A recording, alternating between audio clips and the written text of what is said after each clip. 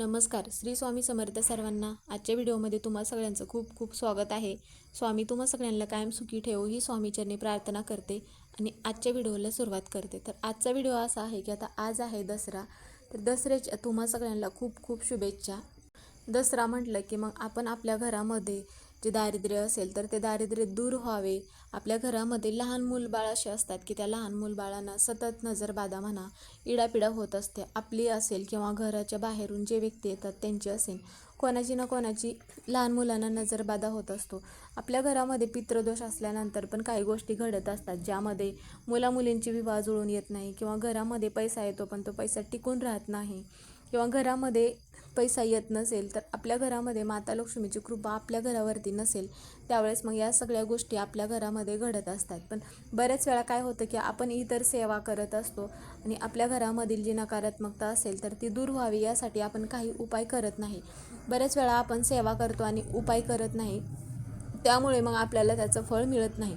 त्याचप्रमाणे मग आपल्याला आज दसरा असल्यामुळे दसऱ्याच्या निमित्ताने संध्याकाळी कापुरासोबत एक वस्तू जाळायची आहे. तर ही जी कापुरासोबत आपण वस्तू जाळणार आहोत तर ही वस्तू जाळल्यानंतर आपल्या घरातील इडापिडा असेल, नजरबाधा असेल लहान मुलांना किंवा पितृदोष असेल घराला, तर ह्या सगळ्या गोष्टी ज्या आहेत तर ह्या नष्ट होतात आणि आपल्या घरातील 7 पिढ्यांचे दारिद्र्य हे नष्ट होते. आपल्या घरामध्ये माता लक्ष्मीची कृपा कायम राहत असते. तर आता दसऱ्याच्या दिवशी प्रत्येकाच्या घरी शस्त्राचे पूजन केले जाते. त्यामध्ये मग शेतीतील अवजारे असतील किंवा घरातील मोठ्या मशीन असतील किंवा घरातील ज्या आपल्या दररोज उपयोगी येणाऱ्या ज्या आपण त्याची पूजा केली जाते. तर त्याचप्रमाणे आपल्याला आपट्याची जी पानं आहे तर ती पाने मग सोनं म्हणून एकमेकांना वाटली जातात. तसेच मग आपल्याकडे काही शुभ कार्यांना पण आजच्या दिवशी सुरुवात केली जाते, हे तर सगळ्यांना माहितीच आहे. आता दसरा जो हा सण आहे तर आता दसऱ्याच्या दिवशी मोठ्यांनी मुलांच्या डोक्यावर किंवा कानावर हात ठेवावा. असे केल्यामुळे मुलांना आरोग्यासंबंधी ज्या समस्या आहेत तर त्या समस्या येत नाहीत. मुलांची प्रकृती मग चांगली राहते असे म्हटले जाते. शास्त्राप्रमाणे सांगितले जाते की दसऱ्याच्या दिवशी जर आंघोळी करताना आंघोळीच्या पाण्यामध्ये 2 थेंब गंगाजल टाकून स्नान केल्यानंतर तीर्थ ठिकाणी स्नान केल्याचं मग पुण्य मिळत असतं. आता बऱ्याच वेळा काय होतं की घरामध्ये नकारात्मकता ऊर्जा असल्यानंतर आपल्या घरामध्ये दारिद्र्य येत असते, घरामध्ये दोष निर्माण होत असतात. तर आपल्याला काय करायचं आहे, दसऱ्याच्या दिवशी शमीच्या झाडाची पूजा करायची आहे. तसेच मग दुर्गा देवीला शमीची जी पानं आहेत तर ती पानं आपल्याला अर्पण करायचं आहे. आता आपण दसऱ्याच्या दिवशी हा एक उपाय आपल्याला करायचा आहे. दुर्गाष्टमीला आपण हवन केले असेल, आता प्रत्येकाने केले नसेलच, आता म्हणून ज्यांनी केलं असेल त्यांनी पण हा उपाय करायचा आहे. तर काय करायचं आहे, हवनामधील जे भस्म असते तर ते भस्म आपल्याला थोडंसं घ्यायचं आहे आणि आपल्या घराभोवती शिंपडायचं आहे. यामुळे काय होईल की घरामध्ये जे नकारात्मकता असेल ती ऊर्जा मग घरात प्रवेश करणार नाही आणि घरामधील वातावरण आहे तर ते प्रसन्न नेहमी राहत असते. म्हणून मग हा एक उपाय तुम्ही आवर्जून करायचा आहे. तर आता आपल्या घरातील इडापिडा दूर व्हावे म्हणून असे आपण छोटे मोठे उपाय तर करतच असतो. त्याचप्रमाणे आपल्याला असा एक उपाय करायचा आहे ज्यामुळे आपल्या घरातील दारिद्र्य नष्ट होते. तर कापुरासोबत जी वस्तू जाळणार आहोत तर ती माहिती आपण आजच्या व्हिडिओमध्ये घेणार आहोत. तुम्ही व्हिडिओ शेवटपर्यंत बघितला तर तुम्हाला ही माहिती पूर्णपणे समजेल. व्हिडिओ आवडला तर व्हिडिओला लाईक करा, चॅनलवर नवीन असेल तर सबस्क्राईब करा. आता हा उपाय आपल्याला कधी करायचा आहे, तर हा उपाय आपल्याला संध्याकाळी करायचा आहे. आता संध्याकाळी म्हणजे तुम्ही संध्याकाळी 6 ते रात्री 12पर्यंत हा उपाय करू शकता. तर हा उपाय करत असताना आपल्या घराचा जो मुख्य दरवाजा आहे तर तो दरवाजा उघडा ठेवूनच आपल्याला हा उपाय करायचा आहे.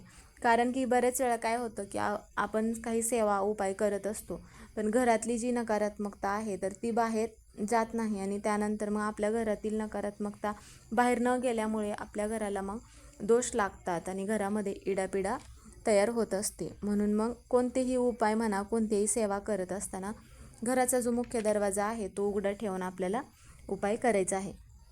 आता आपण दसऱ्याच्या दिवशी म्हणा किंवा महालक्ष्मी म्हणा, महासरस्वती, महाकाली यांची तर आपण पूजा करतच असतो. धनाची, ज्ञानाची, शक्तीची पूजा केली जाते, हे तर सगळ्यांना माहितीच आहे.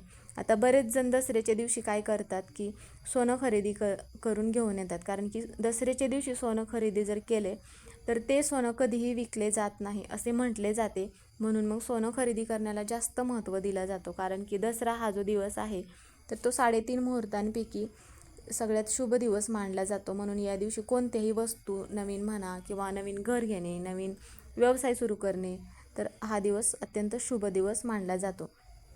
आणि मग आपल्याला आपल्या घराकडे माता लक्ष्मी आकर्षित व्हावी, आपल्या घरामध्ये लक्ष्मी कायम टिकून राहावी, म्हणून मग आपण माता लक्ष्मीचे मंत्र म्हणा, स्तोत्र हे आजच्या दिवशी आपण पठण करत असतो.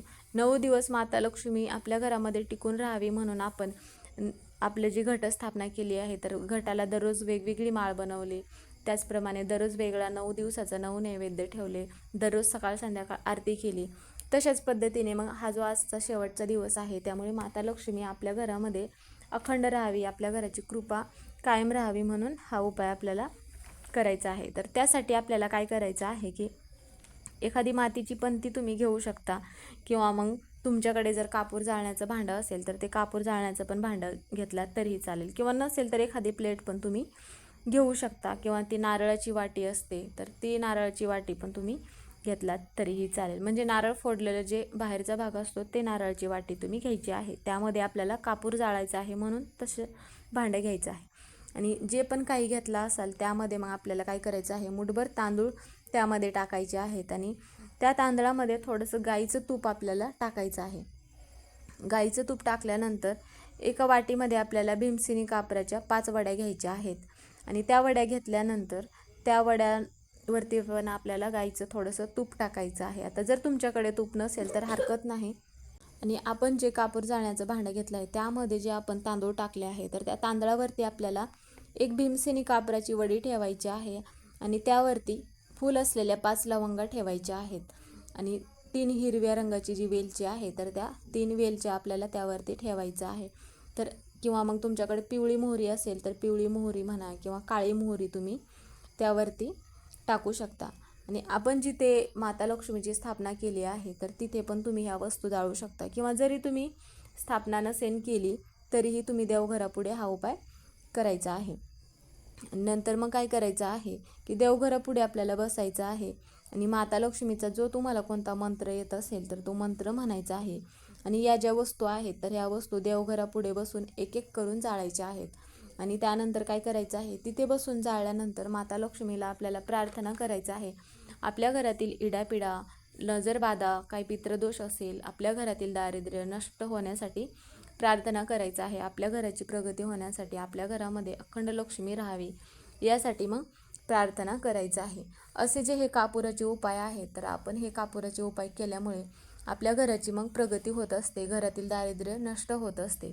तर असा एक उपाय तुम्ही आजच्या दिवशी आवर्जून करायचा आहे, ज्यामुळे तुमच्या घरातील पण दारिद्र्य नष्ट होते. तर त्याचप्रमाणे आता प्रत्येकाच्या घरामध्ये मुलं मुलींचे विवाह जुळून येण्यास अडथळे तर निर्माण होतच असतात.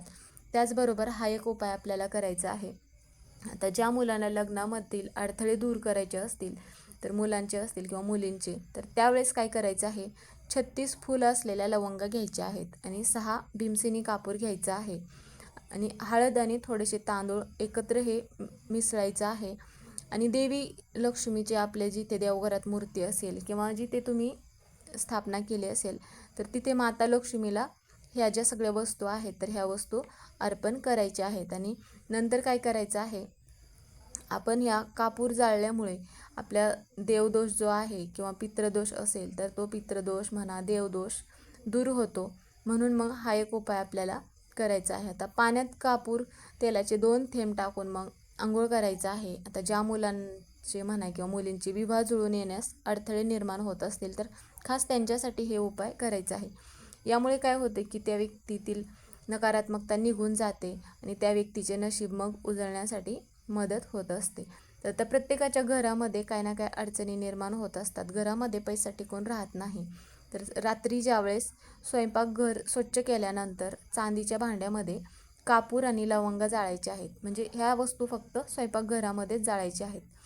आणि आपण ह्या वस्तू स्वयंपाकघरामध्ये जाळल्यानंतर अन्नपूर्णा देवी प्रसन्न होते, आणि आपल्या घरामध्ये कधीच पैसा कमी पडत नाही. म्हणून मग हे असे जे कापुराचे उपाय आहेत तर हे उपाय आपल्याला करायचे आहेत. त्याचप्रमाणे काय करायचं आहे, आता तुम्ही जर दररोज तुमच्या खिशामध्ये किंवा तुमच्या घरामध्ये एखाद्या व्यक्तीला कोणत्या कामात यश येत नसेल तर किंवा त्या व्यक्तीचं मन लागत नसेल तर त्यावेळेस त्या व्यक्तीच्या खिशामध्ये कापूर ठेवल्यामुळे त्या व्यक्तीचं मन शांत राहते, त्या व्यक्तीचे नकारात्मकता निघून जाते.